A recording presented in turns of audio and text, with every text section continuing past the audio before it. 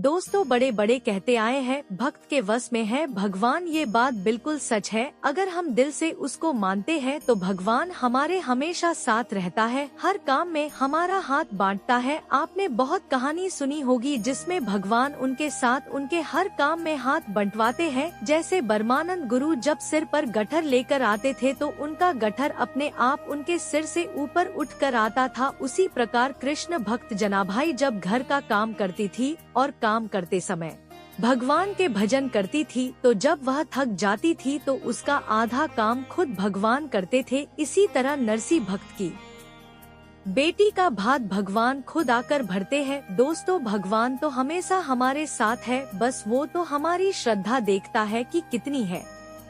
ऐसी ही घटना आज एक बुढ़िया की मैं आपको बताती हूँ। एक बुढ़िया गुरु गोरखनाथ के दर्शन करने आती है। जाते टाइम एक दुकानदार की दुकान से वो गुरु गोरखनाथ की मूर्ति चुरा लेती है। जब वो मूर्ति चुरा कर थोड़ी दूर चलती है तो उसकी आत्मा उसे कोसती है और वो आगे नहीं चल पाती। वो वापस दुकानदार के पास जाती है और कहती है, बेटा मुझे माफ कर दो, मैंने तेरी दुकान से ये मूर्ति चुरा ली थी, मुझे कोई भी सजा दो पर मुझे माफ कर दो।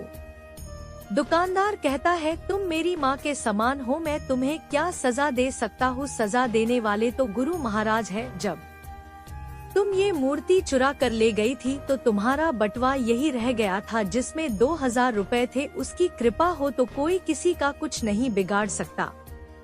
उसके बाद बूढ़ी माँ कहती है, मैं ये पैसे तुझसे नहीं लूंगी, ये पैसे तेरे हैं, मुझे आज मेरे गुरुजी मिल गए हैं। वो बहुत खुश होती है और घर चली जाती है। वो हर रोज खाना खाने से पहले गुरु गोरखनाथ को खाना खिलाती है, नहलाती है, कपड़े बदलती है, हर रोज ऐसे ही पूजा करती है। एक दिन वह बीमार हो जाती है और अपनी बहू को गुरु की सेवा करने को कहती है। उसके बाद उसकी बहू के हाथ से मूर्ति छूट जाती है तो बूढ़ी माँ रोने लगती है और जिद करने लगती है, डॉक्टर को बुला कर लेकर आओ, गुरु को चोट लग गई है। जब वह बहुत समझाने के बाद भी नहीं मानती, उसका वहम खत्म करने के लिए उसका बेटा डॉक्टर को बुला कर लाता है। डॉक्टर आता है और जब वो उसका वहम मिटाने के लिए मशीन लगा कर देखता है तो मूर्ति का दिल धड़कने लगता है। डॉक्टर बहुत घबरा जाता है और बार बार मशीन लगा कर देखता है, तब भी ऐसे ही धक धक की आवाज आती है। डॉक्टर बहुत घबरा जाता है और बूढ़ी माँ के चरणों में पड़ जाता है। दोस्तों सच्ची भक्ति हो तो अपने भक्तों की लाज बचाने के लिए भगवान जरूर आता है।